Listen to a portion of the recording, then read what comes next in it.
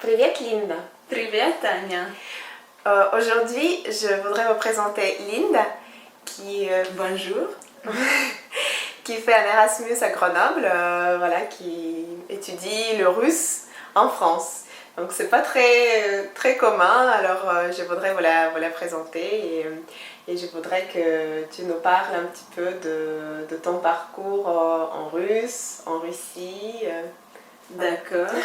Maintenant, comme Anya vous a dit, j'étudie pour 6 mois pour un semestre à Grenoble. Je me sens très bien ici, il y a beaucoup de Russes. J'ai eu l'occasion de connaître beaucoup de personnes.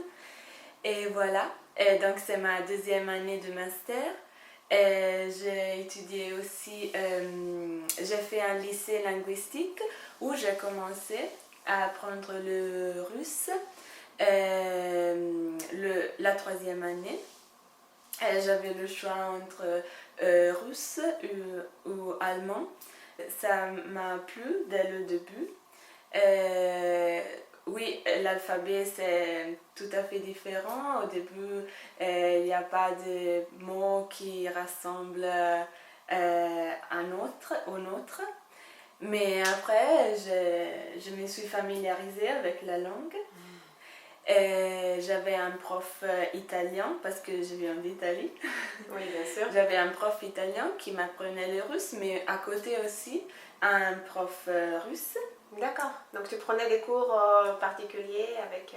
C'était pas particulier, c'était pour tous parce que D'accord, le lycée linguistique c'était organisé comme ça. Ouais.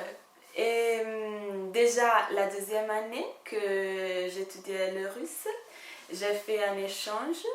Et avant, un garçon d'un lycée de Pétersbourg est venu chez moi. Et après, je suis allée chez lui pour une semaine.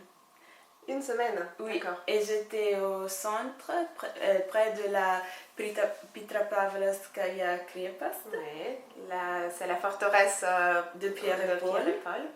Et j'étais en plein centre, donc... la ville, c'était très différente de notre ville. Même déjà hors de l'aéroport, je me suis aperçue que tout était un peu différent. Et après, quand je suis revenue à Saint-Pétersbourg, j'ai remarqué que la ville, dans 4 ans, a beaucoup changé. Ah oui. À la fin du lycée, j'ai préparé une dissertation sur les éléments de l'absurde dans le roman de Bulgakov, Master et Margarita, oui. Maître et Marguerite. Oui.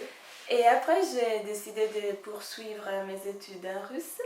Je me suis inscrite à l'université de Bergamo, en langue et littérature étrangère. Et j'ai continué à étudier le russe, mais aussi le français.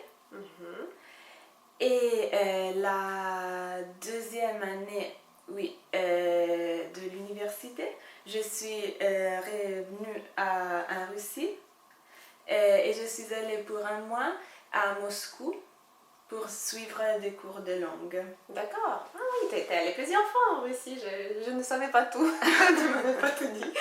D'accord. Oui, à Moscou, j'habitais dans le общежитие de l'MGU, l'université de Moscou. Oui, le общежитие, c'est un foyer d'étudiants en fait. D'accord, oui. C'est ça? Mais ouais. C'est un bâtiment immense et très spectaculaire.